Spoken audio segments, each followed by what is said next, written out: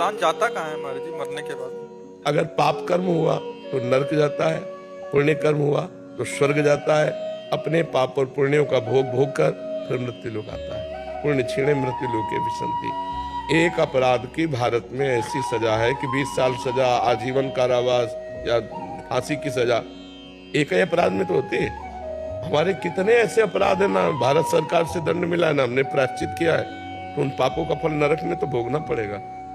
अगर नरक में नहीं भोगना है तो अभी नाम जप कर लो, भगवान का आश्रय लेकर के उन पापों को नष्ट कर दो, नहीं तो तुम्हें नष्ट कर देंगे।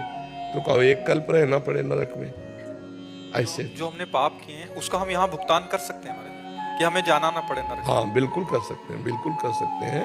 भजन के द्वारा, तीर्थयाटन के द्वारा, दान पुण्य के द्वारा, परोपकार के द्वारा, और सबका फल मांगे कि मैं निष्पाप हो जाऊं, मैं भगवान को प्राप्त हूं, तो फिर भगवत प्राप्ति ही ना होती अगर पाप नष्ट ना होते तो।